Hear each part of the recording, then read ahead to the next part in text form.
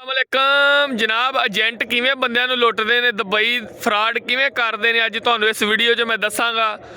तो जनाब तुसीं सुनिया होना पंजाब दीयां नहरां ते अक्सर लोग दवाने ला के बैठे होंदे ने, आंदे ने जेड़ा भन्नो ला ले, जेड़ा भन्नो ला ले, जेड़ा भन्नो ला ले। अजकल मेरे पाकिस्तान दे विच एजेंटां मौलवियां पीरां दा भी यही हाल है। ए बड़े पहुंचे हुए पीर ने, ए बड़े पहुंचे हुए एजेंट ने जनाब। तुहानूं आंदे ने जांदे ही एयरपोर्ट तो उतरदे तुहाडी तनख्वाह स्टार्ट हो जाएगी, 3-3 4-4 महीने रूम च बाहर छड्डदे ने, कोई कम शम नहीं है। तो मैं दुबई की गौरमेंट का शुक्रिया अदा करना वा जनाब, जिन्हें कानून च तब्दीली करके इन्होंने नत्थ पाई है एजेंटा नूं।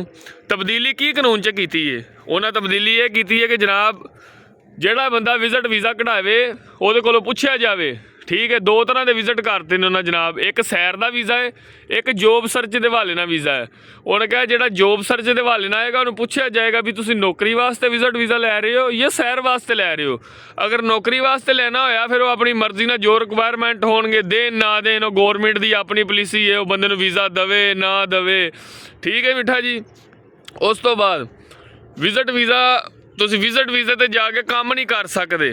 अगे कंपनियां देंदियां है विजिट ते तुसीं जांदे सो जाके तुहानूं पक्का वीज़ा परमिट दे दिंदे सी, एग्रीमेंट साइन हो जांदा सी, 2 साल का तुहाडा रेजिडेंस लग जाता सी। तो गौरमेंट जी कंपनी उत्थे ही बह के स्टेटस चेंज करा लैंदी सी एम्बैसी कोलों, तुहानूं पाकिस्तान आउण दी लोड़ नहीं पैंदी।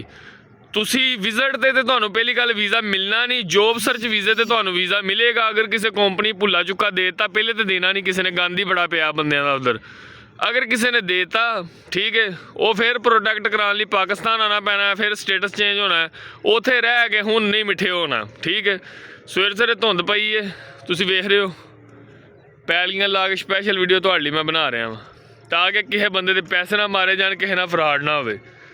बाकी लित्र बोला मैं इन्हां नूं फेरदा रहांगा, तुहानूं पता वो साडा अवलीन क तरजीह असीं ये सदका जारिया समझने आ एजेंटां नूं फेरना। और यह वेखो धुंध पई सवेरे सवेरे पैलियां, और सवेरे सवेरे असीं थोड़ी सैर करने आ, नमाज नमूज पढ़ के छटालिया तो त्रेल पई है। यह भी साहब जी आए ने सवेरे सवेरे सैर करन। यह गोया खिल रहा है, यह गोया मझां दा लैन सिर। बाकी थैंक यू, अल्लाह हाफिज़, लव यू हो गया। वीडियो शेयर करना है, चैनल को सबसक्राइब करना है। थैंक यू, अल्लाह हाफिज़।